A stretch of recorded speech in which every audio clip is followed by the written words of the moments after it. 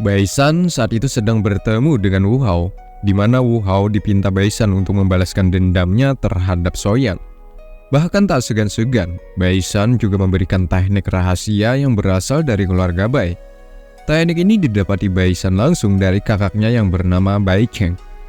Tekniknya yang bernama batu retak. Teknik ini juga dipercaya tidak memiliki batasan. Sekuat apapun lawan mencoba untuk menghancurkan, sepertinya akan mustahil. Apalagi seperti Soyan yang hanya berada di ranah spiritual tempur. Pertanyaannya, kenapa bukan Baisan saja yang melakukan sedari dulu? Jawabannya karena Baisan terlalu pede dengan pil penerobos ungu yang didapatinya saat di hutan terlarang sebelumnya. Kemudian Baisan menambahkan, teknik Wu Hao saat ini sepertinya masih kurang jika berhadapan dengan gaya bertarung Soyan. Sehingga dengan sangat, Baisan meminta agar Wu Hao menerima tawarannya ini. Sayangnya Wu Hao menolak.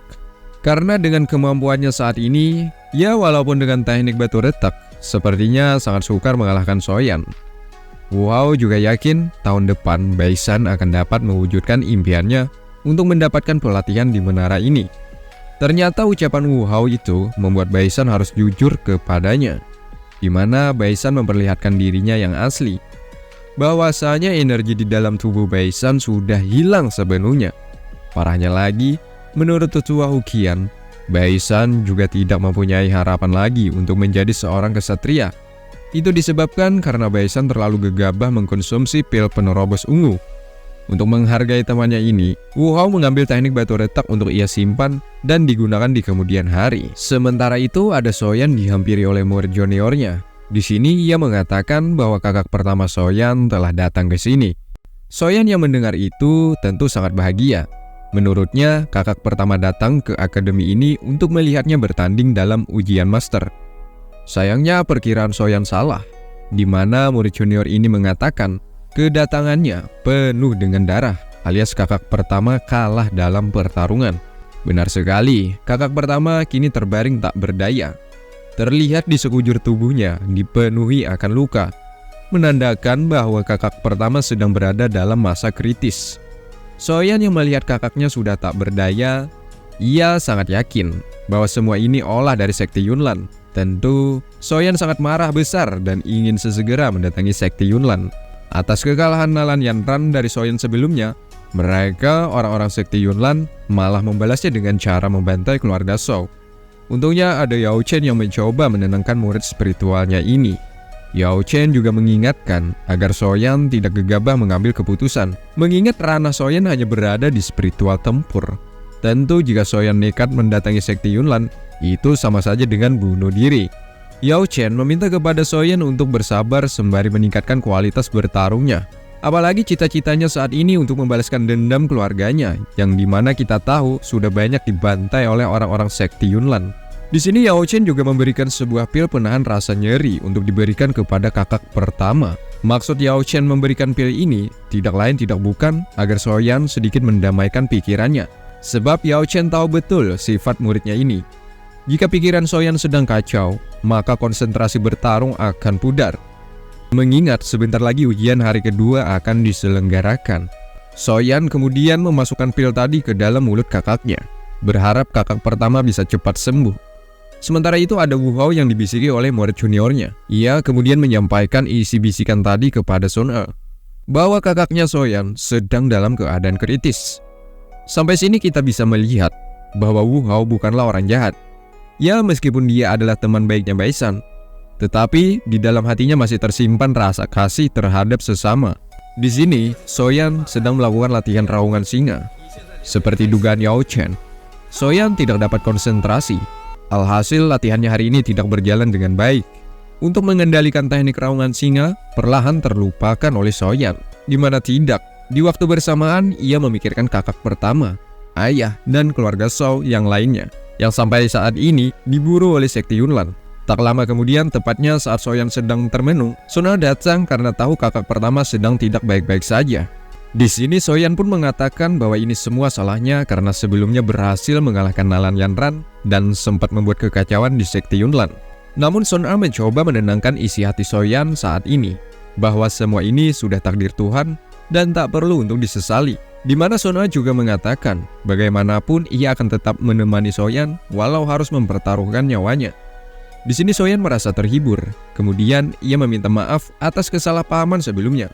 Bahwa wanita yang dilihat Son-a sebelumnya ialah Ratu Medosa, dan sebelumnya mereka pernah saling terikat janji.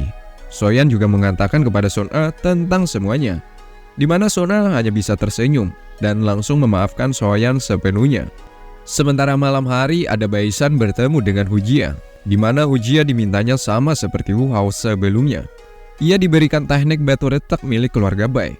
Tidak seperti Wu Hao, Hujia menerima tawaran Bae-san untuk membantai Soyan ketika bertemu di ujian master nantinya. Sebab Hujia masih risih atas kehadiran Soyan, si murid baru yang dianggap songong. Hujia berterima kasih kepada Bae-san. Dengan teknik ini nantinya, ia akan menjadi yang terbaik di ujian master. Pastinya Goyao yang tahu akan kemampuannya, pasti ia sayang terhadapnya. Itulah sedikit harapan Hujia nantinya coy.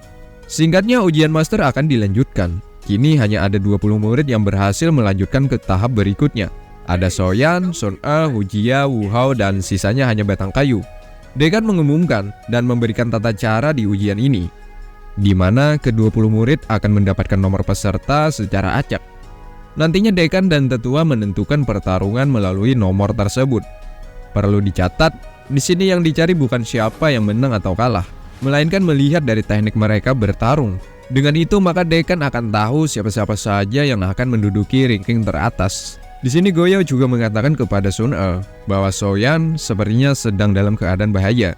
Mengingat insting Goyao sebagai komandan pasukan Heya, ia tahu betul bahwa Hujia sedang merancang sebuah rencana. Hal mengejutkan lagi, Hujia sudah berada di ranah spiritual tempur. Artinya kekuatan Soyan dan Hujia bisa dikatakan seimbang. Pertandingan pertama ada Son-a melawan batang kayu. Sesuai namanya sudah ketahuan siapa yang akan menang ya kan? Di mana Son-a dengan mudah mengalahkan lawannya. Selanjutnya ada Soyan melawan murid yang memiliki nomor peserta 3. Sesaat semuanya terdiam dan hening karena tahu lawannya Soyan. Tiba-tiba hal mengejutkan terjadi. Hujia dengan cekatan mengambil nomor peserta 3 dan mengatakan bahwa dia adalah lawannya Soyan. Soyan tahu bahwa Hujia bukan lawan yang sebenarnya, dan Soyan juga tertawa melihat ambisi Hujia agar dapat bertemu dengannya.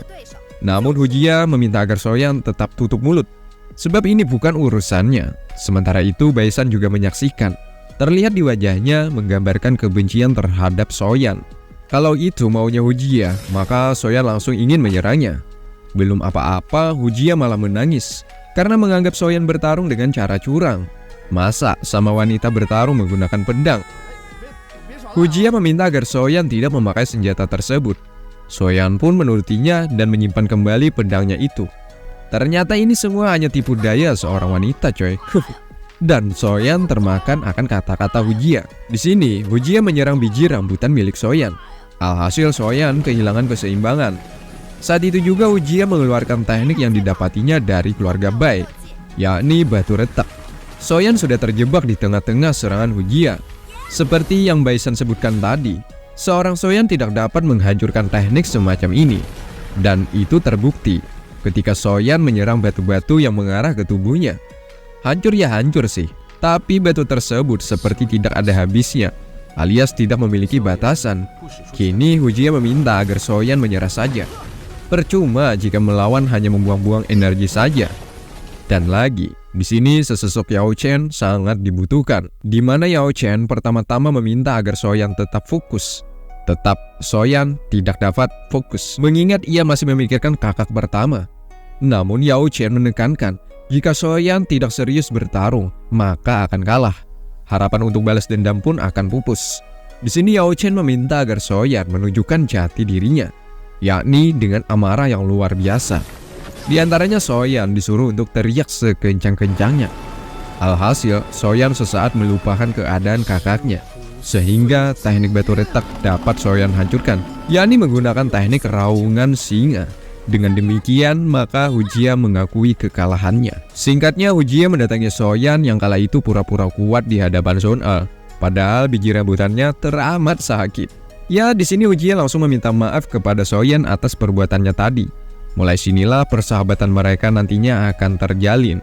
Selanjutnya pengumuman hasil akhir dari ujian master, di mana dekan dan tetua menilai ranking murid akademi ini melalui cara mereka bertarung tadi. Dengan penilaian para tetua seperti ini, sudah terbilang sangat fair, mengingat mereka bertindak adil ketika mengambil keputusan.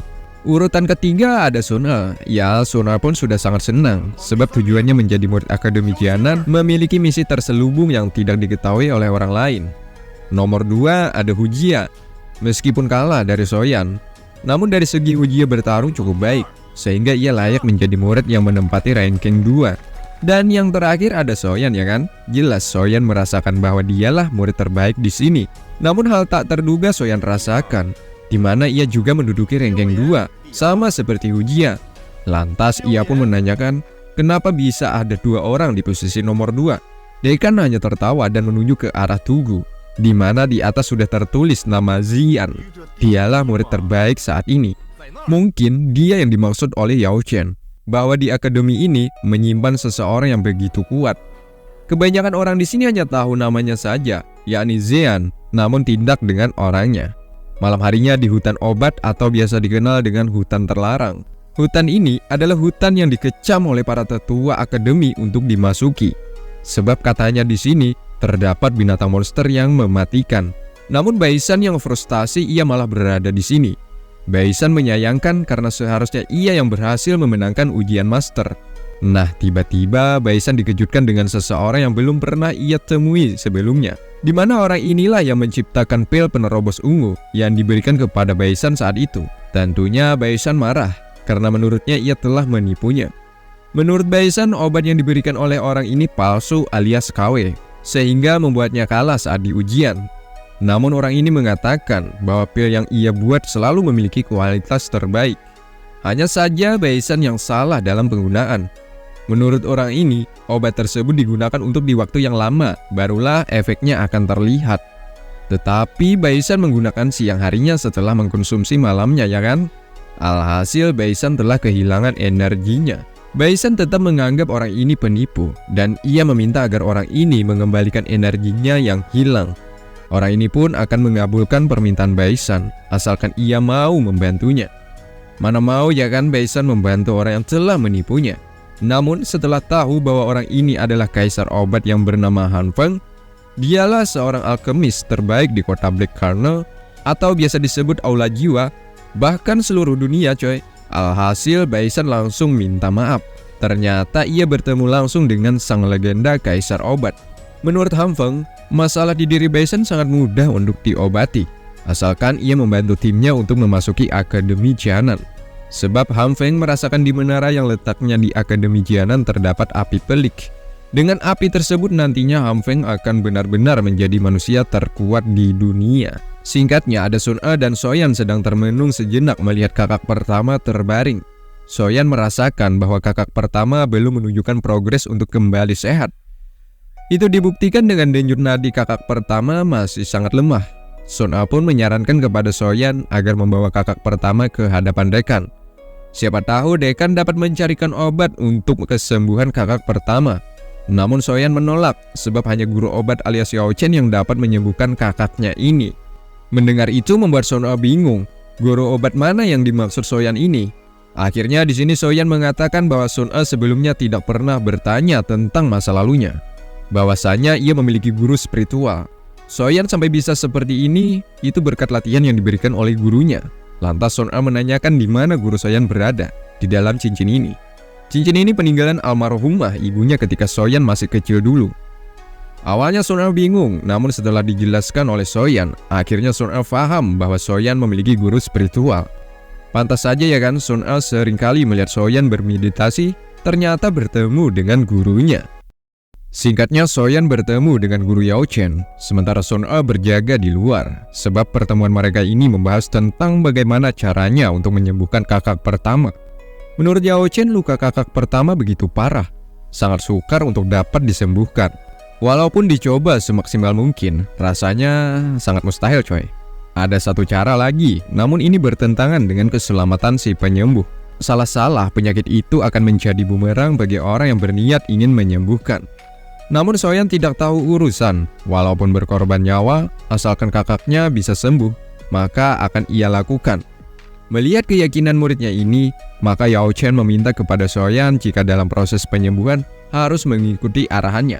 Jangan ada sedikit pun lepas dari perintahnya. Di sini mata, tangan, kaki, dan semua anggota tubuh Soyan adalah tubuh Yao Chen juga. Harapannya agar Soyan tidak melakukan kesalahan sedikit pun. Akhirnya proses penyembuhan dimulai. Seperti biasa, Sun E sangat khawatir di luar, sembari menjaga keadaan biar tetap tenang dan kondusif.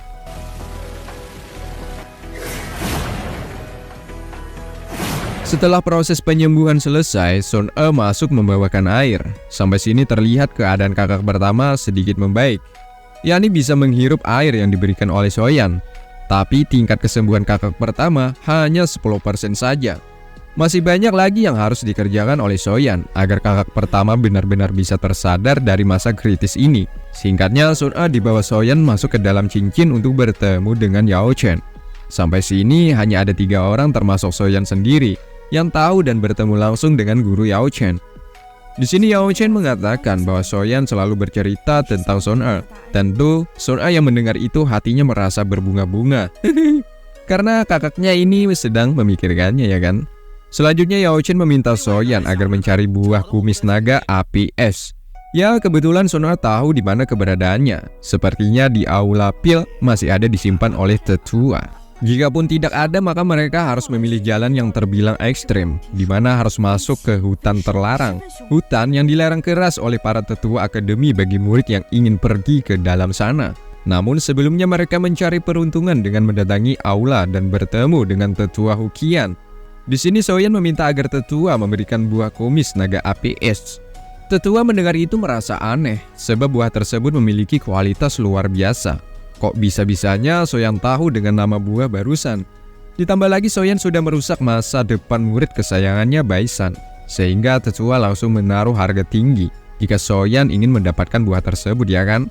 Padahal setahu Sun E, setiap murid akademi ini jika ingin meminta benda di aula ini akan mendapatkan secara cuma-cuma. Tapi hari ini tepatnya ketika Soyan meminta, malah dikasih tarif. Andai saja Sun E seorang diri yang meminta, kemungkinan besar tetua akan memberikannya, coy. Di sini sempat terjadi perdebatan, dikarenakan murid tidak memiliki wewenang.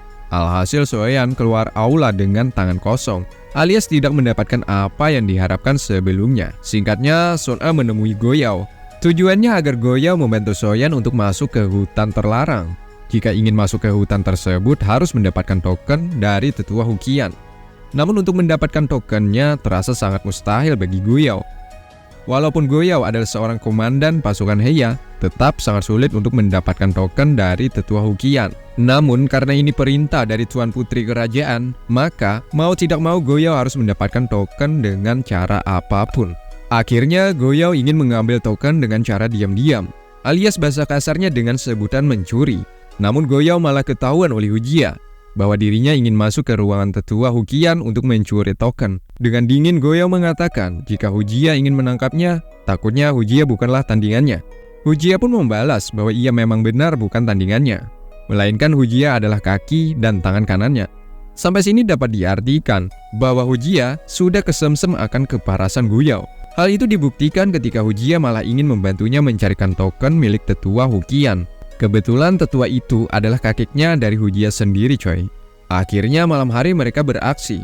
Di sini kemampuan dalam pengetahuan seluk-beluk keberadaan token yang Hujia tahu sangat dibutuhkan oleh Goyao. Di mana kala itu Goyao hanya berjaga, sementara Hujia lah yang mencarinya. Awalnya Hujia mencari token tersebut di sebuah rak buku. Namun Goyao berpendapat bahwa benda sepenting itu pastinya tidak ditaruh di sembarang tempat. Menurut Goyao, tetua menaruhnya pasti di sekitaran tubuhnya. Sehingga Hujia langsung mendatangi tetua yang sedang tertidur pulas. Hujia juga tahu bahwa tetua akan bangun 1 jam sekali karena ada pengawas yang membangunkannya. Kebiasaan ini sudah berlangsung sejak Huqian menjadi tetua, coy. Tujuannya untuk memastikan situasi akademi masih aman terkendali. Ketika itu Hujia menggeledah isi tubuh tetua.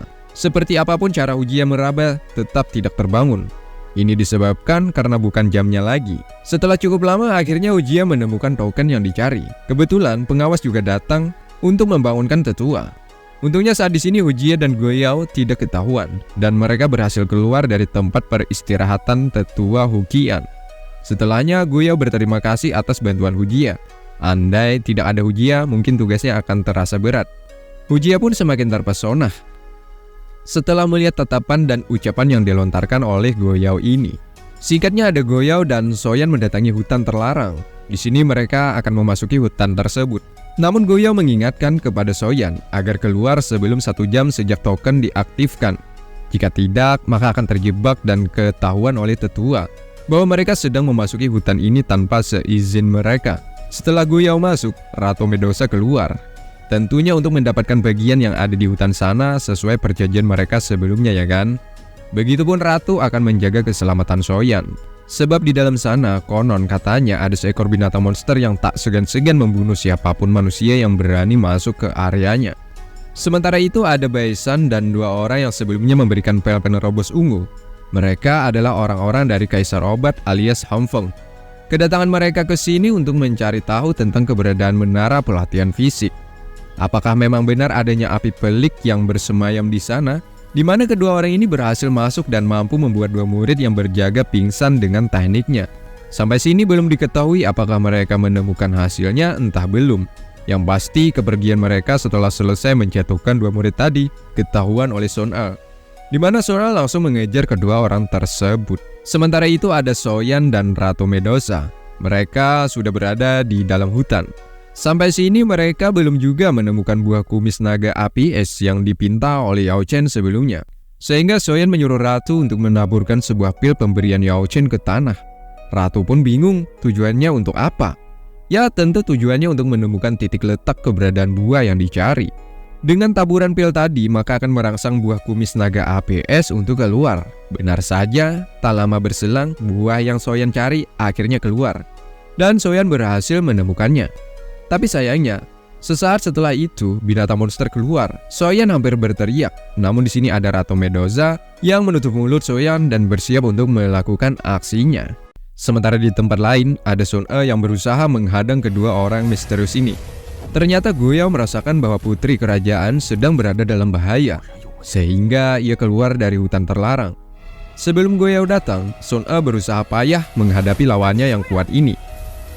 Sementara itu Baisan menyaksikan langsung perkelahian ini dari kejauhan. Setelah beberapa menit berkelahi melawan para musuh, Goyao datang sehingga membuat kedua orang misterius ini pergi untuk lari. Sun E mencoba untuk mengejar mereka, namun Goyao mengingatkan agar Sun E tidak terpancing ikut mengejar. Sebab Goyao tahu ini adalah sebuah jebakan. Jika Sun E mengejar, maka nasib sial akan menimpanya. Sehingga Sun E menuruti ucapan dari Goyao ini dan memilih untuk mendatangi Soyan. Kembali ke dalam hutan, di mana Ratu Medusa melihatkan kemampuannya di depan Soyan. Kita tahu Ratu Medusa memiliki kelebihan di matanya. Siapapun yang melihat keindahan matanya, maka akan tunduk dan jatuh cinta. Sehingga binatang monster ini langsung berubah menjadi manusia. Ya, dia adalah seorang manusia setengah monster. Gadis kecil ini juga bisa berubah-ubah kapanpun yang ia mau. Di mana gadis ini langsung terfana akan keindahan bola mata milik Ratu Medusa. Andai saja tidak ada ratu, mungkin masalah besar akan menimpa di diri Soyan ya kan? Ngomong-ngomong, gadis ini berasal dari klan naga, atau biasa dikenal naga Kono Taisu. Ia sengaja bertempat tinggal di hutan terlarang untuk menjaga keamanan di sini. Selain itu, gadis ini juga mendapatkan perlakuan khusus untuk memakan apapun yang ada di sini. Bahkan ia tak sengaja melihat buah kumis naga api es ini coy, sehingga ia akan memakannya. Soyan meminta dengan sangat agar gadis ini tidak memakannya. Sebab hanya 1 buah itu tersisa di hutan ini. Soyan juga berjanji jika gadis ini tidak memakannya, maka ia akan menggantikan dengan pel terenak yang dibuatnya. Akhirnya mereka saling deal. Ketika itu gadis ini memakan pil begitu banyak. Soyan khawatir jika gadis ini akan mendapatkan masalah, sebab melebihi dosis. Tenang, gadis ini bukan sembarang gadis. Karena ia berasal dari klan naga, sebanyak apapun ia memakan buah atau semacam pil, tidak akan mempengaruhi kemampuannya. Melainkan ia harus lebih banyak lagi memakan makanan semacam itu. Sebab ayahnya berjanji jika gadis ini sudah kuat maka akan bertemu dengannya. Ya selama ini gadis itu belum juga bertemu ayahnya. Kembali ke masalah pil tadi, gadis ini sangat menyukai pemberian Soyan tadi. Dan ia berharap jika kelak Soyan akan memberikan pil yang banyak untuknya lagi.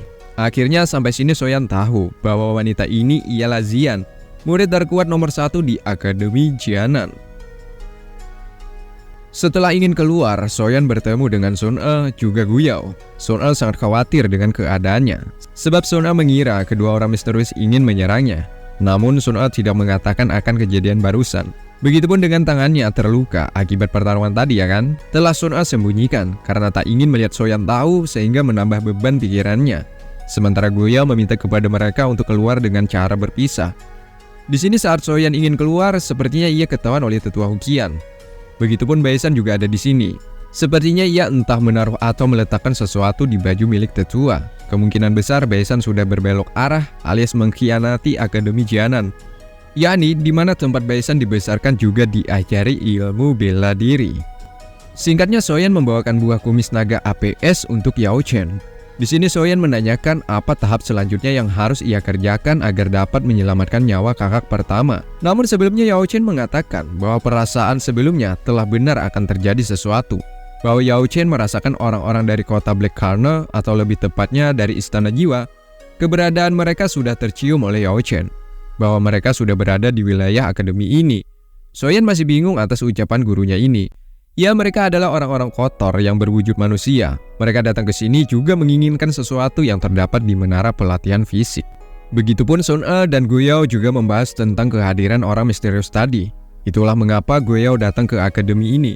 Selain ingin membawa Sun-e kembali ke kerajaan, dan juga ada misi terselubung, yakni mengawasi orang-orang aula jiwa yang dimana mereka tahu akan keberadaan api pelik. Guyao diperintahkan raja alias ayahnya Sun-e untuk melindunginya, sebab orang-orang itu akan membantai dan membunuh siapapun yang nantinya berani menghalangi misi mereka. Kini Guyao akhirnya sudah mendapatkan informasi bahwa mereka orang-orang dari kota Black Corner sudah berada di tempat ini. Kebetulan besok mereka para murid yang berhasil memenangkan ujian akan memasuki menara pelatihan fisik. Dan Guyao merasakan bahwa kekacauan sebentar lagi akan terjadi di akademi ini. Mendengar itu Sun-e sedikit cemas. Dirinya bukan takut, melainkan yang ia takutkan dengan keadaan Soyan. Karena Sun-e tahu Soyan pasti juga tak tinggal diam jika akademi ini dikacaukan oleh orang luar. Padahal Sun-e tahu ranah Soyan hanya berada di spiritual tempur. Sepertinya jika berhadapan dengan orang-orang sana akan membuat Soyan menderita untuk selama-lamanya. Selain itu, Sun-e juga mengatakan tentang misi yang diberikan oleh ayahnya. Selain berhasil masuk 10 besar ujian master, ia juga disuruh untuk mencari tahu tentang Gyokko no Toshi yang dipercaya masih tersimpan di keluarga Shou. Dan Sun-e yakin benda tersebut pasti berada di tangan Soyan. Sementara itu ada Soyan disuruh untuk memurnikan buah kumis naga APS yang didapatinya tadi. Menggunakan api birunya, Soyan berusaha semaksimal mungkin agar hasil pemurnian dikatakan bisa sempurna. Namun menurut Yao Chen, pembuatan pil satu ini tak semudah dengan apa yang dipikirkan. Sebab salah sedikit pun maka hasilnya tidak seperti yang diinginkan. Jika api terlalu besar, hasilnya akan hancur. Sebaliknya, api terlalu kecil, hasilnya tidak sempurna. Jadi membuat Soyan dilema saat di sini. Sepertinya dengan api biru yang dimilikinya saat ini, memurnikan pil satu ini sangat sukar. Sehingga ia meminta bantuan Yao Chen agar hasilnya dapat sempurna ya kan? Yakni dengan meminjam api yang dimiliki oleh guru Yao Chen. Jelas Yao Chen tidak akan meminjamkan apinya, sebab jika salah-salah nyawa taruhannya. Yao Chen tidak ingin jika muridnya mati hanya demi memurnikan sebuah pil. Namun Soyan bersumpah bahwa ia pasti berhasil memurnikan pil satu ini. Namanya juga Soyan, lelaki yang memiliki hati keras kepala ya kan. Akhirnya Yao Chen pun meminjamkan api miliknya. Di sini antara hidup dan mati Soyan akan dipertaruhkan. Menggunakan seluruh kemampuannya dan dimulai dengan bismillah, Soyan langsung beraksi. Sementara Yao Chen yang menyaksikannya harap-harap cemas, sebab ia ragu Soyan dapat memurnikannya. Namun hal tak terduga terlihat, di mana Soyan berhasil memurnikan dengan sempurna. Berkat kedua api inilah buah kumis naga APS dapat disempurnakan. Soyan sangat senang, begitupun Yao Chen juga merasa menjadi guru terhebat karena memiliki murid seperti Soyan yang luar biasa ini. Sementara di menara pelatihan fisik terlihat ada sebuah getaran bahwa api pelik sedang bergejolak menandakan sesuatu hal buruk sebentar lagi akan terjadi di Akademi Jianan. Singkatnya ada Soyan dan Sun-e, di sini kakak pertama langsung diberikan pil yang baru saja dimurnikannya.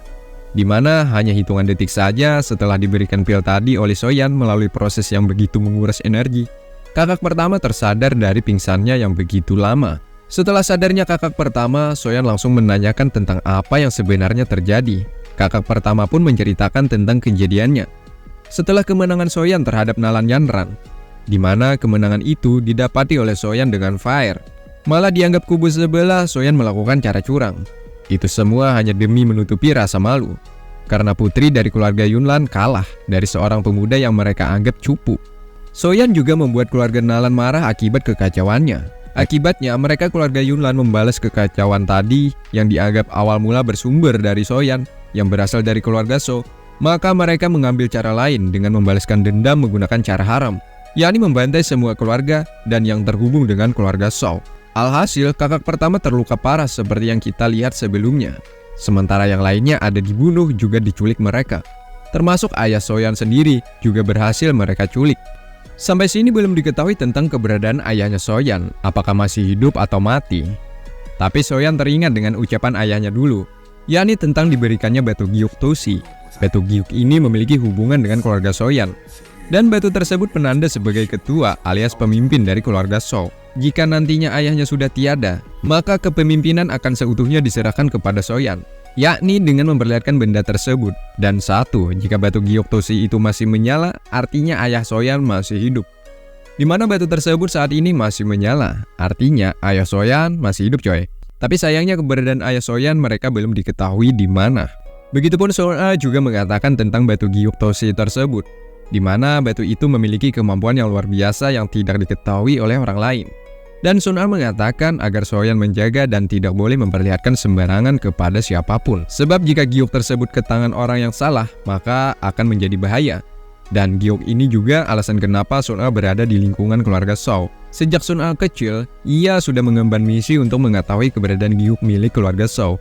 Hampir 10 tahun lamanya, sejak diberikan misi oleh ayahnya, dan hari ini, akhirnya Sun-A melihat batu giok Toshi secara langsung. Belum diketahui apa tujuan dari keluarga Gu yang berasal dari kota Heian ini terhadap batu giok Toshi tersebut. Jikapun nantinya keluarga Gu memiliki niatan jahat, sepertinya Sun-A adalah orang yang pertama yang tidak perlu digarisbawahi, yakni yang tidak akan melakukan cara itu di keluarganya sendiri, meskipun harus dikeluarkan dari anggota keluarganya. Semua itu karena Sun-A menyayangi keluarga So, termasuk Soyan sendiri. Dan film pun bersambung.